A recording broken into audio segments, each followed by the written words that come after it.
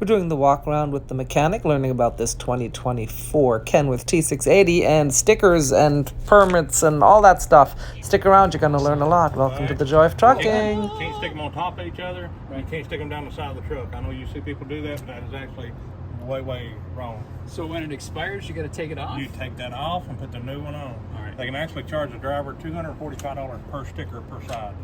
Even if you stick them on top of the other one and completely cover the other one? When you stick the new one on top of that one, it voids it. And it's an $1,800 set of stickers. So it voids it the minute you stick it on top of the other one. Yeah. That's been around since like '73, but they some stuff they don't enforce on off, but nowadays they are. Right. Yep. Well, I'm glad you were able to get that on short notice. Anyway, got two straps in here. Two straps, yeah. Got two load bars on the back. Remember, load bars and straps are assigned to the truck, not the driver. The truck you're turning in needs to have two load bars and two straps on it. It does. Your inverter wire, the round button turns it on. There's a reset switch on the end. Yep. The yellow, the blue box sticking out on the inside will have your plug-ins. They'll be at your right heel when you're sitting on your bump. That's the 110 outlet on the inside of the truck. And okay, good. Most of those are RSI breakers too. They have a breaker on the inside. All right. Lock for this. Oh, all right. Better check that. This, you know how to take those off, check your tire pressure? Yeah, push the button, rotate, pop them off, check the pressure. Yep. Some of these new ones just got a hole in the middle, and there'll be a wrench or a pair of keys in there if you close them or lock them. This here don't. This is one of the first pilot load of them we got. All right, we're already on like the first pilot. All right. Anything else here?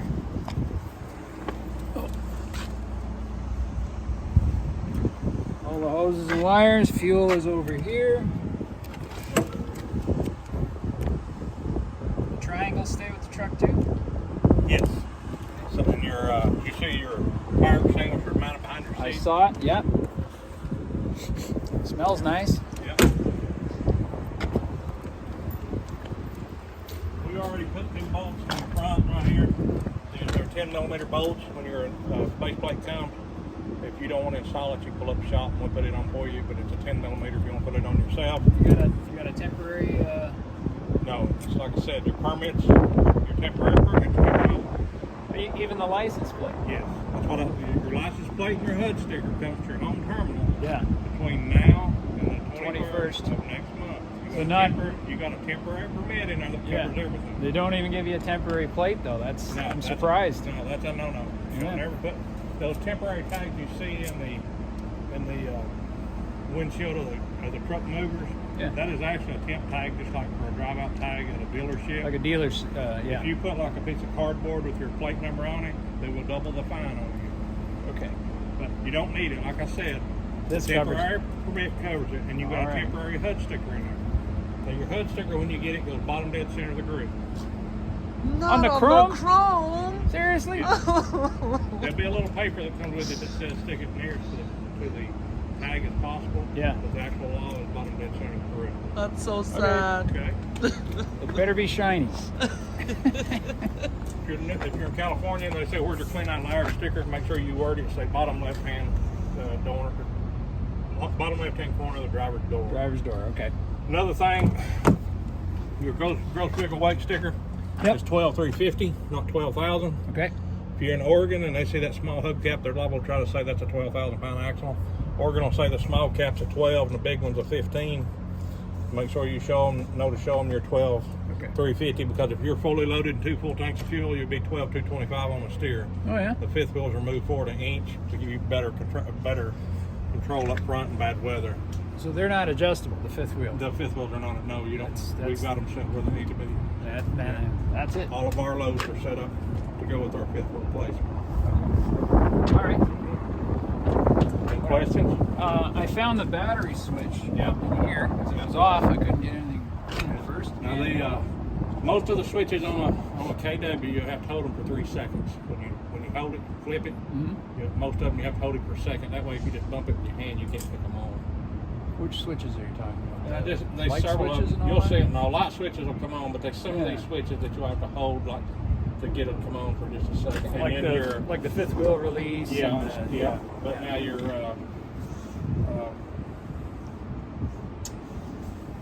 auto start button over there. When you hold it up, if you turn your head and look at the dash, you'll see a countdown and go 3, 2, 1, set, and you go to the bunk, set it up how you want. They're just one of them little controllers back there with a power switch and up down switch for power.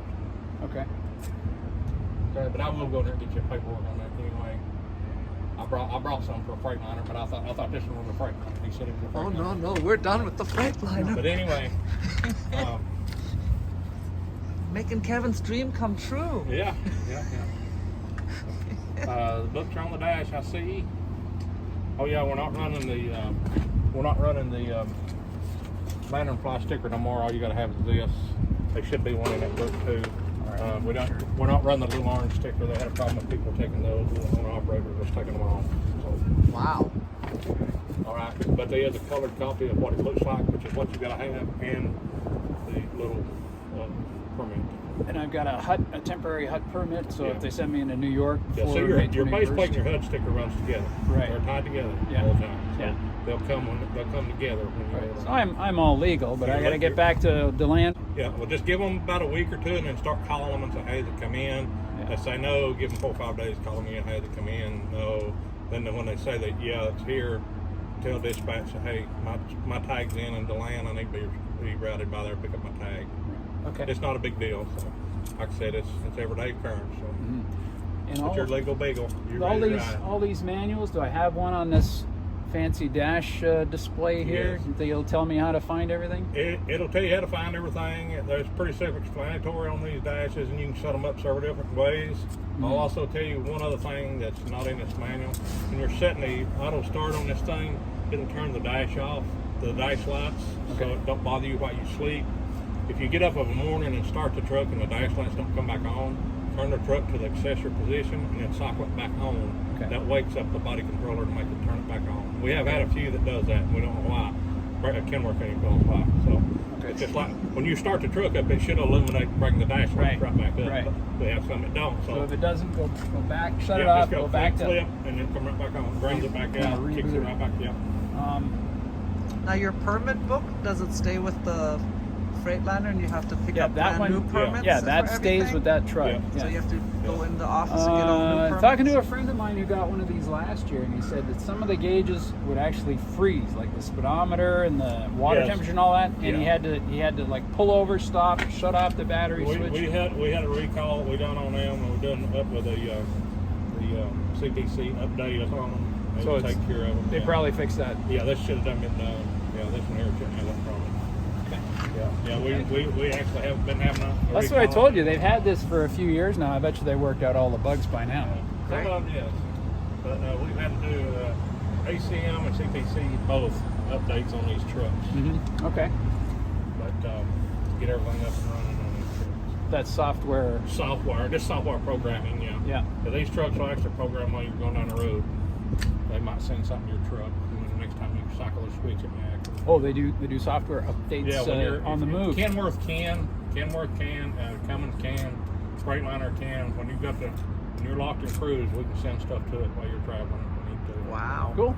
Most of it though, we try to do here, do a hard reset with the laptop. Here, let me get the paper you need to send for me. Yep. Thank you so much to this knowledgeable mechanic at the Lenore City, Tennessee CRETE terminal. We really learned a lot. We hope you did too.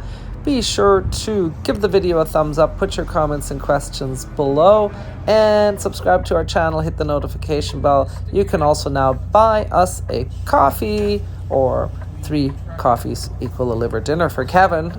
You can check the link in the description and the pinned comment.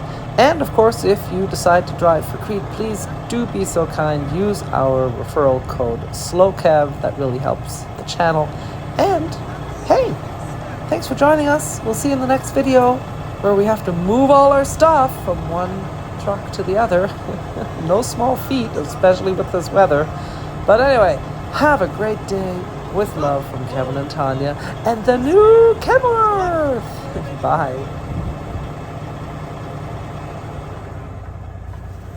I can open, we still have a lot of room here. See, we just have to go step